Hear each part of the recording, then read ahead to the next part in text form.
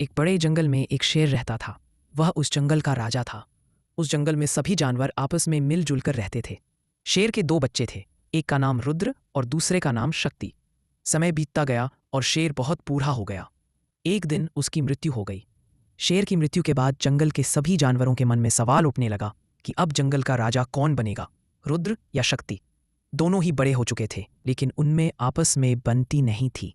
जानवरों ने उन्हें समझाने की बहुत कोशिश की, मगर दोनों ने किसी की बात नहीं मानी।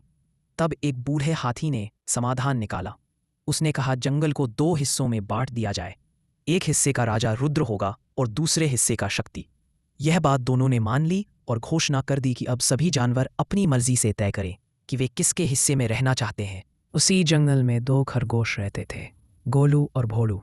वे दोनों गहरे मित्र थे। जब उन्होंने यह घोषणा सुनी तो चिंता में पड़ गए। गोलू को रुद्र पसंद था और भोलू को शक्ति। वे किसी एक राजा को चुनना नहीं चाहते थे, क्योंकि उन्हें लगता था कि अगर ऐसा हुआ तो एक को दूसरे के सामने झुकना पड़ेगा।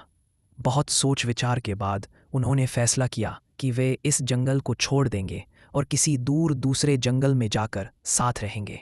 दोनों खरगोश 2 दिन तक चलते रहे और आखिरकार एक बड़े जंगल में पहुंचे। वहां उनकी मुलाकात एक लोमड़ी से हुई।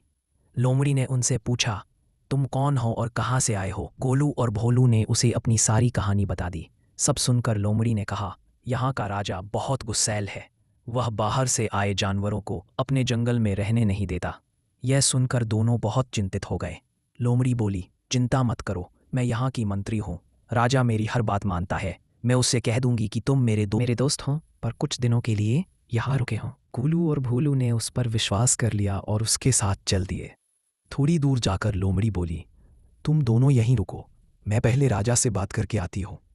लोमड़ी सीधा जंगल के राजा, एक बूढ़े शेर के पास पहुंची और बोली, सरदार, आज बहुत बढ़िया शिकार हाथ लगा है, वह भी एक नहीं दो।